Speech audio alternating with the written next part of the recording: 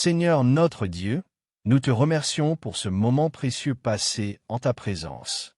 Ouvre nos cœurs à ta parole, renouvelle notre intelligence par ton Esprit Saint et fais grandir notre foi. Que chaque vérité entendue aujourd'hui produise des fruits durables dans nos vies et nous rapproche davantage de toi. Au nom puissant de Jésus-Christ, Amen. Quel privilège de pouvoir nous retrouver ensemble pour partager la parole de Dieu. C'est toujours une immense joie de voir ce que le Seigneur accomplit au fil des années dans la vie de ceux qui lui demeurent fidèles. Avec le temps, beaucoup de choses changent extérieurement, les circonstances évoluent, les personnes grandissent, les saisons se succèdent, mais une chose demeure, la fidélité de Dieu envers ceux qui persévèrent dans leur appel. En regardant le chemin parcouru, il est remarquable de constater comment le Seigneur bénit ceux qui restent attachés à lui avec constance. Le véritable succès dans le royaume de Dieu ne réside pas dans les manifestations spectaculaires ou dans les moments qui attirent tous les regards. Bien souvent, ce sont les hommes et les femmes qui avancent humblement, jour après jour, sans renoncer, qui voient les plus grandes œuvres de Dieu se manifester dans leur vie. Notre époque est facilement attirée par ce qui est impressionnant, nouveau ou éclatant. Pourtant, Dieu agit fréquemment d'une manière différente. Il honore la fidélité silencieuse. Il bénit ceux qui continuent de marcher avec lui lorsque personne ne les applaudit. Les résultats durables naissent rarement d'un enthousiasme passager. Ils sont le fruit d'une marche persévérante, d'une foi constante et d'une obéissance quotidienne. Quelle grâce de contempler une œuvre qui continue de grandir parce que ses fondements sont restés les mêmes. L'amour pour Dieu, l'attachement à sa parole et la fidélité dans les relations que le Seigneur a établies. Voilà un témoignage puissant de l'action de Dieu.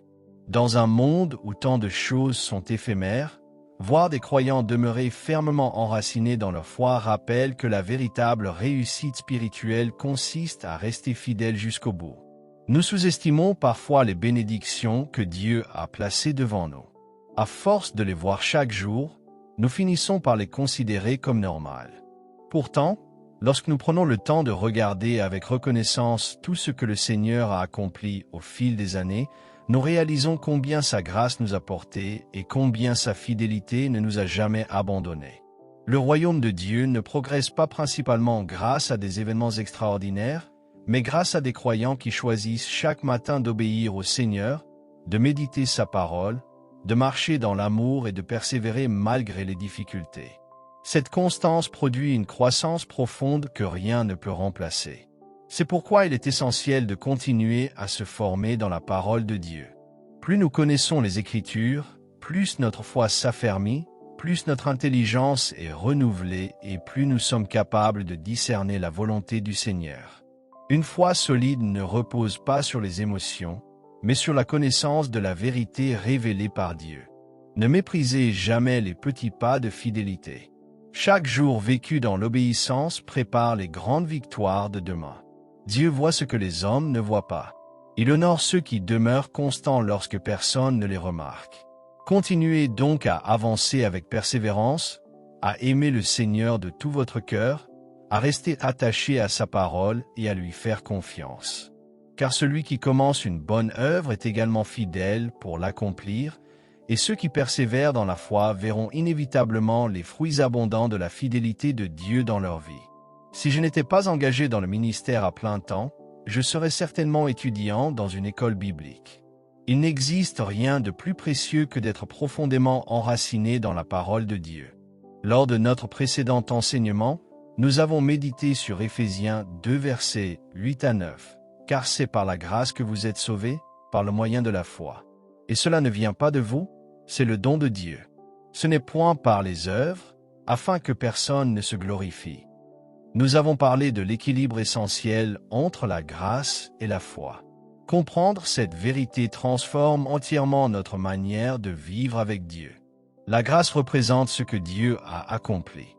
La foi représente notre réponse à cette œuvre accomplie. Beaucoup pensent à tort que la foi est un moyen de pousser Dieu à agir. Pourtant, ce n'est pas ainsi que fonctionne le royaume de Dieu. Dieu n'agit pas parce que nous parvenons enfin à faire quelque chose qui le convaincrait d'intervenir. Bien avant notre naissance, Avant même que nos besoins existent, Dieu avait déjà pourvu à tout ce qui nous est nécessaire en Jésus-Christ. Tout ce que nous recevons de Dieu nous vient par Jésus. Il est venu il y a 2000 ans, il a parfaitement accompli son œuvre, puis il a déclaré « Tout est accompli », Jean 19 verset 30. Aujourd'hui, il est assis à la droite du Père. Cela signifie que son œuvre rédemptrice est achevée. La foi ne fait pas bouger Dieu. Elle saisit simplement ce que Dieu a déjà donné par sa grâce. Si Dieu a déjà pourvu à tout en Christ, alors le poids ne repose plus sur nos épaules pour tenter de le convaincre d'agir. Cette vérité est pourtant à l'opposé de ce que beaucoup de croyants vivent. La plupart reconnaissent que Dieu est tout-puissant et qu'il peut tout faire, mais ils ne croient pas qu'il a déjà accompli tout ce qui était nécessaire. Ils pensent que Dieu attend leur performance avant d'intervenir. Or, c'est exactement l'inverse. Ce n'est pas Dieu qui doit répondre à notre foi. C'est notre foi qui répond à ce que Dieu a déjà accompli. Je le dis avec beaucoup de respect, mais si vous pensez que Dieu réagit principalement à vos œuvres, vous êtes encore influencé par une mentalité religieuse. La religion enseigne « fais ceci » afin que Dieu fasse cela. Le véritable christianisme proclame « Dieu a déjà agi par grâce » et maintenant je réponds avec foi à son œuvre parfaite. La religion est l'homme qui tente d'atteindre Dieu. L'évangile est Dieu qui descend vers l'homme. Cette différence est capitale. Elle détermine toute votre marche avec le Seigneur. Dans Hébreux chapitre 4, nous découvrons une autre vérité extraordinaire, le repos de Dieu. Ce repos est le signe que nous vivons en réponse à sa grâce plutôt qu'en essayant de provoquer son intervention. Ces deux approches sont totalement opposées. L'une produit la paix, la joie et la victoire, l'autre conduit à l'épuisement spirituel. J'ai grandi dans une église où l'on enseignait qu'après le salut, il fallait sans cesse travailler pour Dieu, accomplir toujours davantage, mériter sa faveur.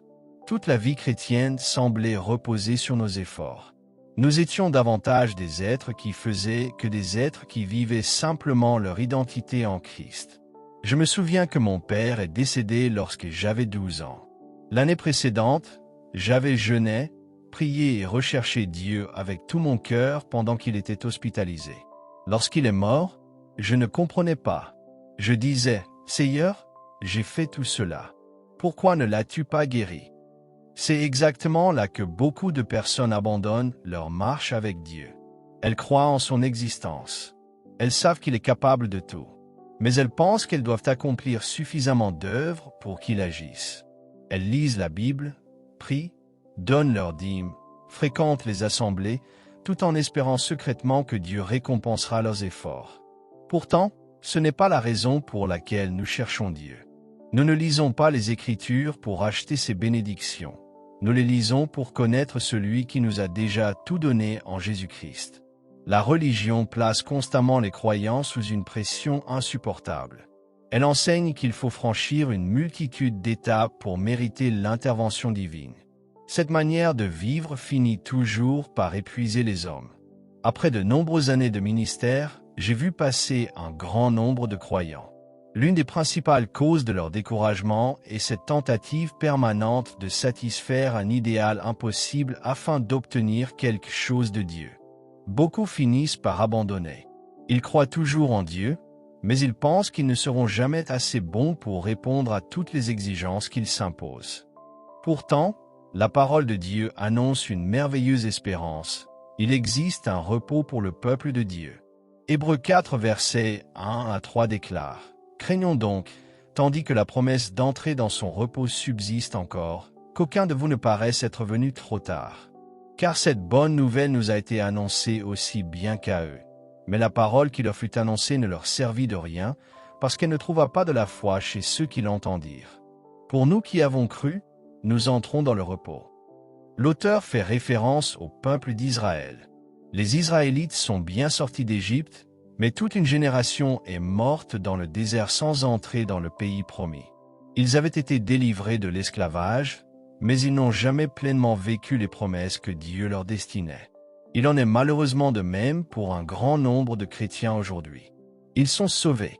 S'ils quittaient cette terre, ils iraient auprès du Seigneur. Mais ils ne vivent pas dans toute la plénitude de l'héritage que Christ leur a acquis.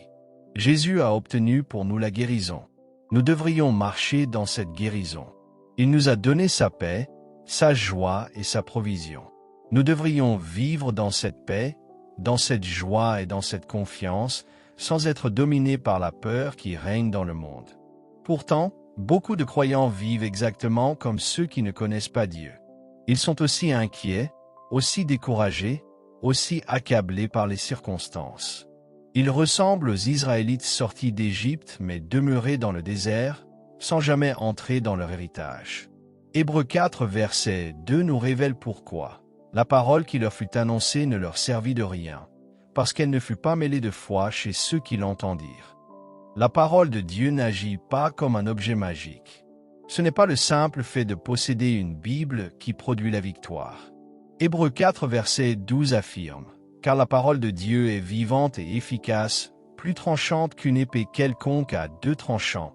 Elle pénètre jusqu'à partager âme et esprit, jointure et moelle. Elle juge les sentiments et les pensées du cœur. La parole est vivante. Le livre que nous tenons entre nos mains en est la représentation fidèle. Mais cette parole doit devenir une réalité vivante à l'intérieur de nous. C'est lorsqu'elle est mêlée à la foi qu'elle produit toute sa puissance. Puis l'auteur compare ce repos au repos de Dieu après la création. Beaucoup imaginent que Dieu s'est reposé parce qu'il était fatigué. Pourtant, Ésaïe 40 enseigne que le Seigneur ne se lasse jamais. Lorsque Genèse 2 versets 1 à 3 dit que Dieu se reposa le septième jour, cela signifie simplement que son œuvre était parfaitement achevée. Il n'y avait plus rien à ajouter. Comme un artiste qui pose son pinceau parce que son œuvre est parfaite, ou comme un avocat qui déclare « Je n'ai plus rien à ajouter ». Dieu a cessé son œuvre parce qu'elle était complète. Ce principe est fondamental pour comprendre notre propre repos. Si Dieu s'est reposé parce que son œuvre était parfaite, alors nous pouvons également entrer dans son repos parce que Jésus a parfaitement accompli l'œuvre de notre rédemption. Regardez la manière dont Dieu créa le monde dans Genèse 1. Il ne créa pas seulement des arbres, des animaux ou des plantes. Il plaça en chacun d'eux la capacité de se reproduire selon leur espèce. À plusieurs reprises, les Écritures déclarent que chaque être vivant portait sa semence en lui-même. Pourquoi? Parce que Dieu avait tout prévu dès l'origine. Bien qu'il ait créé l'homme pour vivre dans la sainteté, il savait qu'un jour le péché entrerait dans le monde. L'Apocalypse déclare que Jésus, l'agneau immolé dès la fondation du monde, Apocalypse 13 verset 8. Dieu connaissait d'avance les conséquences de la chute et il avait déjà préparé la solution. C'est pourquoi il créa toutes choses avec une capacité de reproduction. Depuis la création, Dieu n'a jamais eu besoin de créer un nouvel arbre, un nouvel animal ou une nouvelle espèce. Son œuvre était parfaite dès le commencement. Voilà une image du repos divin. Dieu avait déjà anticipé l'avenir. Il avait déjà prévu les besoins à venir. Rien ne l'a pris au dépourvu. Son œuvre était complète dès l'origine. De la même manière, en Jésus-Christ, Dieu a déjà prévu tout ce qui est nécessaire pour votre vie spirituelle. Il n'improvise pas des solutions au fur et à mesure de vos difficultés. Il a déjà tout préparé dans son immense grâce. Notre responsabilité n'est donc pas de convaincre Dieu d'agir, mais d'entrer par la foi dans le repos de son œuvre parfaitement accomplie. Ce que je veux vous faire comprendre, c'est que Dieu a parfaitement pensé toute la création. Rien ne le surprend. Il n'a jamais besoin de réagir dans l'urgence en se disant « Les hommes consomment toutes les espèces animales, il faut que j'en crée de nouvelles. » Non, dès l'origine, il a placé dans chaque être vivant la capacité de se reproduire selon son espèce. Toute la création a été conçue avec une sagesse parfaite. J'ai lu qu'un seul massif forestier en Islande serait capable, à lui seul, de purifier l'air de la planète entière.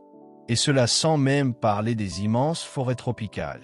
Un ami travaillant dans les services forestiers m'a même expliqué qu'il y a aujourd'hui davantage d'arbres aux États-Unis qu'à l'époque où les premiers colons sont arrivés. Dieu a créé un monde capable de se renouveler.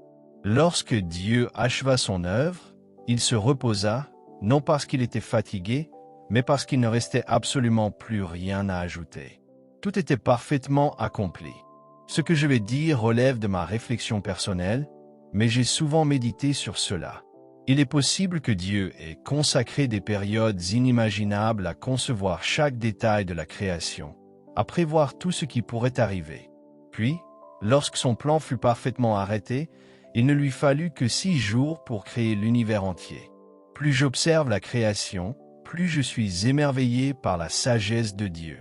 En venant ici en avion, je regardais les nuages et je me disais, quelle œuvre extraordinaire! Qui d'autre que Dieu aurait pu concevoir une telle harmonie? Nous vivons au milieu de miracles permanents sans même nous en rendre compte. L'air que nous respirons paraît invisible, comme s'il n'y avait rien entre nous, et pourtant il est bien réel. C'est grâce à lui qu'un avion peut voler. Dieu a pensé à tout. Rien n'a été laissé au hasard. Il a conçu la création avec une telle perfection qu'il avait déjà anticipé toutes les conséquences de la chute de l'homme. Lorsqu'il s'est reposé, c'était parce que son œuvre était totalement achevée. Il n'y avait plus rien à créer. Dieu n'a pas besoin d'intervenir pour réparer une création qui lui aurait échappé. Il savait dès le commencement tout ce qui arriverait. L'Écriture montre d'ailleurs que le repos de Dieu ne s'est pas pleinement accompli lorsque Josué introduisit Israël dans le pays promis. Des siècles plus tard, David déclare encore dans le psaume 95 verset 11 qu'il demeure un repos pour le peuple de Dieu. C'est pourquoi Hébreux 4 versets 9 à 10 affirme: il y a donc un repos de sabbat réservé au peuple de Dieu. Car celui qui entre dans le repos de Dieu se repose de ses œuvres, comme Dieu s'est reposé des siennes. Voilà le cœur du message. Dieu s'est reposé parce que son œuvre était complète. Depuis la création du monde, il n'a rien eu besoin d'ajouter à son œuvre créatrice. La seule création nouvelle que Dieu a accomplie depuis lors, c'est vous, lorsque vous êtes nés de nouveau. Comme le déclare 2 Corinthiens 5 verset 17, si quelqu'un est en Christ, il est une nouvelle créature. Les choses anciennes sont passées. Voici, toutes choses sont devenues nouvelles. C'est ici que cette vérité prend toute sa force. De la même manière que Dieu a créé l'univers parfaitement achevé, il vous a recréé en Christ de manière parfaite. Tout ce dont vous aurez jamais besoin a déjà été placé en vous lors de votre nouvelle naissance. Pensez-y un instant. Tout l'acier utilisé dans les bâtiments existait déjà sous forme de minerais lorsque Dieu créa la terre. Il savait que l'humanité apprendrait un jour à les extraire et à les utiliser. Les lois de la physique, de l'électricité, de l'énergie, des ondes radio existaient déjà dès la création. Nous ne les avons pas inventées, nous les avons simplement découvertes. Les microphones sans fil fonctionnent grâce à des lois que Dieu avait établies dès le commencement. L'électricité existait déjà lorsque Dieu créa les cieux et la terre. Les hommes ont simplement appris à utiliser ce qui était déjà présent. Il en est exactement de même dans votre vie spirituelle. Lorsque vous êtes né de nouveau, Dieu ne vous a pas donné une partie de son œuvre en attendant de compléter le reste plus tard. Il vous a recréé entièrement. Votre esprit est aussi parfait aujourd'hui qu'il le sera dans toute l'éternité. Cette affirmation surprend beaucoup de croyants parce que nous avons tendance à juger selon ce que nous voyons, entendons, touchons ou ressentons. La Bible appelle cela vivre selon la chair, c'est-à-dire être gouverné par les 5 sens. Nous regardons notre corps, nous voyons nos faiblesses, nos limites, notre vieillissement, et nous pensons que cela représente notre véritable identité. Pourtant, ce n'est pas de votre corps que parlent les Écritures. Ce n'est pas davantage votre intelligence naturelle qui définit qui vous êtes en Christ. Dans votre esprit, vous êtes devenu une création entièrement nouvelle. 1 Jean 4 verset 17 déclare « Tel il est, tel nous sommes aussi dans ce monde ». Remarquez que le texte ne dit pas « tel nous serons dans le ciel », mais « tel il est, tel nous sommes dans ce monde ». Naturellement, votre corps ne ressemble pas encore au corps glorifié de Christ. Votre pensée est encore en cours de renouvellement. Mais dans votre esprit, vous êtes devenu identique à lui dans votre nature nouvelle. Au moment où vous êtes né de nouveau, Dieu a rendu votre esprit aussi complet qu'il le sera pour l'éternité. Votre esprit n'a plus besoin d'être purifié. Il n'a plus besoin d'être perfectionné. Il est déjà pur devant Dieu. La parole affirme que vous possédez la pensée de Christ, 1 Corinthiens 2 verset 16. Elle déclare également, vous avez reçu l'onction de la part du Saint, et vous connaissez toutes choses, 1 Jean 2 verset 20. Votre esprit est parfaitement uni à Christ. Toute la vie chrétienne consiste ensuite à apprendre à entrer dans ce repos, en disant, Père, tu m'as déjà rendu complet en Jésus-Christ. Lorsque le médecin vous annonce une mauvaise nouvelle, il ne peut examiner que votre corps. Il ne voit pas votre esprit. Pourtant, dans votre esprit habite la même puissance qui a ressuscité Jésus-Christ d'entre les morts, comme l'enseigne Éphésiens 1 verset 19 à 20. Cette puissance n'est pas quelque part dans le ciel en attendant que vous la fassiez descendre par vos prières. Elle est déjà en vous. Beaucoup de croyants prient ainsi. Seigneur, je sais que tu peux tout faire. Je sais que tu peux guérir. Étends ta main et viens toucher cette personne. Cette manière de prier suppose encore que Dieu doit accomplir quelque chose qu'il n'aurait pas encore fait. Or, la vérité est différente. L'œuvre est déjà accomplie. Lorsque vous êtes né de nouveau, Dieu a placé en vous cette même puissance de résurrection. Elle n'est pas à l'extérieur de vous, elle demeure à l'intérieur de vous. Le véritable combat de la foi consiste donc à entrer dans ce repos et à déclarer « Père, tu as fait de moi une nouvelle création. Tu as déjà placé en moi tout ce dont j'ai besoin.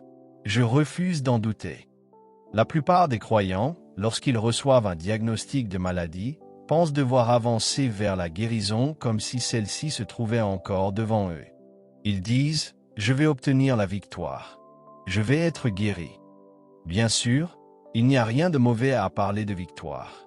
Mais la réalité biblique est encore plus grande. Jésus a déjà remporté la victoire. Nous ne marchons pas vers la victoire. Nous marchons depuis la victoire. Dès l'instant où quelqu'un affirme « Je serai guéri », il reconnaît inconsciemment qu'il ne possède pas encore cette guérison. Or, cette manière de penser ouvre une porte au doute. En revanche, lorsque vous comprenez qu'une Pierre 2 verset 24 déclare « C'est par ces meurtrissures que vous avez été guéris », tout change. Vous réalisez que la puissance qui a ressuscité Christ demeure déjà en vous. Comme Jésus l'a déclaré, « Des fleuves d'eau vive couleront de son sein ». Jean 7 verset 38 à 39, parlant du Saint-Esprit. La puissance de Dieu habite déjà au-dedans de vous. Dès lors, vous ne combattez plus pour obtenir la guérison. Vous combattez pour défendre, par la foi, ce que Jésus vous a déjà donné. Voilà ce que signifie entrer dans le repos de Dieu. Vous dites simplement, « Père, je n'ai pas besoin de te convaincre de me guérir. Par les meurtrissures de Jésus, j'ai déjà été guéri. Tu as placé ta puissance en moi. Je me repose dans cette œuvre parfaitement accomplie. » Certains pourraient alors conclure qu'il suffit de ne plus rien faire. Mais ce n'est pas ce qu'enseigne la parole. Hébreux 4 verset 11 déclare « Efforçons-nous donc d'entrer dans ce repos, afin que personne ne tombe en donnant le même exemple de désobéissance. » Il existe donc un véritable combat. Mais ce combat n'est pas destiné à convaincre Dieu d'agir. Il consiste à demeurer fermement dans le repos de la foi, en refusant de laisser l'incrédulité nous détourner de ce que Christ a déjà pleinement accompli. Seigneur Dieu Tout-Puissant, ouvre nos cœurs à la révélation de ta parole, éclaire notre intelligence par ton Esprit Saint et conduis-nous dans la vérité parfaite de Jésus-Christ. Que cette méditation produise en nous une foi vivante, stable et enracinée dans ton œuvre accomplie. Au nom de Jésus-Christ, Amen. Il est vrai que Jésus a tout accompli, mais il existe un combat pour entrer dans ce repos. L'Écriture déclare en Hébreux 4 verset 11, « Efforçons-nous donc d'entrer dans ce repos, afin que personne ne tombe en donnant le même exemple de désobéissance. » Cela signifie qu'il faut du sérieux, de la discipline et un renouvellement profond de l'intelligence pour apprendre à ne plus s'appuyer sur soi-même. J'ai prié entre les services avec une femme qui a reçu un diagnostic de cancer. Elle connaît la parole de Dieu, elle est ferme dans la foi et croit pleinement en la puissance de Dieu. Pourtant, après l'annonce de la maladie, La panique et la tristesse ont commencé à l'assaillir. Et ce que je lui ai expliqué, c'est ceci. Ta foi est suffisante pour être guéri. Le problème n'est pas l'absence de foi, mais les pensées d'incrédulité qu'il faut combattre. Il faut apprendre à se reposer dans ce que Jésus a déjà accompli. C'est là que beaucoup échouent. La majorité des croyants ont entendu la vérité sur la guérison. Ils savent que Dieu guérit encore aujourd'hui. Ils croient en miracle, mais ils ne reposent pas dans cette vérité. Ils ne s'appuient pas sur le fait que c'est déjà accompli. Ils pensent encore, Dieu peut le faire, mais que dois-je faire pour l'obtenir? J'ai vu des miracles extraordinaires dans ma propre vie, y compris la résurrection de mon fils. Il avait été déclaré mort pendant plusieurs heures, et pourtant Dieu l'a relevé d'une manière surnaturelle. Aujourd'hui, il est en parfaite santé. Beaucoup croient que de tels miracles sont possibles, mais la différence ne réside pas dans la croyance intellectuelle. La différence réside dans le repos. Le problème de beaucoup de chrétiens n'est pas le manque de foi, mais l'incapacité à faire confiance pleinement à ce qui est déjà accompli. Ils veulent encore obtenir la victoire, alors que la victoire a déjà été remportée en Jésus-Christ. Le combat spirituel consiste à défendre ce qui nous appartient déjà, et non à essayer de l'obtenir. Entrer dans ce repos demande un véritable effort. Cela exige du temps dans la parole de Dieu, une transformation de la pensée, jusqu'à ce que la vérité divine devienne plus réelle que les circonstances, plus réelle que les diagnostics, plus réelle que les paroles des hommes. C'est cela, laborer pour entrer dans le repos. Ce n'est pas un effort pour obtenir quelque chose de Dieu, mais un effort pour abandonner l'incrédulité. Il faut combattre les pensées qui disent « tu dois faire plus, tu dois mériter, tu dois convaincre Dieu ». Non, il faut apprendre à dire « c'est déjà accompli ». J'ai vu cela avec mon propre fils lorsqu'il était enfant. Il s'était blessé à l'oreille et une bosse s'était formée. Nous avons prié et nous avons cru pour sa guérison. Pourtant, chaque année, cette même douleur réapparaissait à la même période. Pendant des années, nous avons combattu cela par la prière et le jeûne. Mais Dieu m'a finalement révélé une vérité essentielle. Je ne devais pas lutter pour être guéri, mais défendre la guérison déjà acquise. À partir du moment où nous avons cessé de lutter pour obtenir la guérison et commencé à affirmer « Il est déjà guéri par les meurtrissures de Jésus », la manifestation a cessé de revenir. Il existe une immense différence entre essayer d'obtenir la victoire et défendre une victoire déjà remportée. Dans la vie chrétienne, il est beaucoup plus facile de défendre une position que de conquérir un terrain. Spirituellement, Dieu nous appelle à défendre ce que Christ a déjà accompli pour nous. La guérison, la paix, la délivrance ne sont pas à conquérir, mais à maintenir par la foi. Le problème de beaucoup de croyants est qu'ils disent « Je crois que je vais être guéri », alors que la parole déclare « Par ces meurtrissures, vous avez été guéris » 1 Pierre 2 verset 24. Il y a une différence fondamentale entre « je serai » et « j'ai déjà été ». La puissance de Dieu n'est pas éloignée, elle habite déjà en vous. Éphésiens 1 verset 19 parle de la puissance extraordinaire qui a ressuscité Jésus d'entre les morts et qui agit en nous. Cette puissance n'est pas quelque chose que nous devons faire descendre du ciel, elle est déjà déposée en nous par le Saint-Esprit. Ainsi, la vie chrétienne consiste à apprendre à vivre à partir de ce que Dieu a déjà fait. Lorsque les symptômes apparaissent, lorsque les circonstances semblent contraires, la foi ne cherche pas à obtenir quelque chose de nouveau, elle défend ce qui est déjà acquis. Le repos de Dieu signifie cela. Père, je crois que ton œuvre est parfaite. Je n'ai pas besoin de t'obliger à agir. Je reçois ce que tu as déjà accompli. Certains pourraient croire que cela signifie ne rien faire. Mais ce n'est pas le cas. Hébreux 4 verset 11 dit encore, « Efforçons-nous d'entrer dans ce repos. » Cela signifie qu'il y a un combat réel, mais ce combat n'est pas dirigé contre Dieu, ni pour obtenir quelque chose de lui. C'est un combat contre l'incrédulité, contre les pensées qui nous empêchent de nous reposer. Il faut donc prendre une décision ferme, croire que ce que Dieu dit est plus réel que ce que nous voyons. Et à partir de ce moment-là, tout change. Nous ne courons plus après la victoire, Nous vivons à partir de la victoire. C'est cela la vie chrétienne authentique. Non pas essayer de convaincre Dieu de nous bénir, mais apprendre à marcher dans le repos de ce qu'il a déjà parfaitement accompli en Jésus-Christ.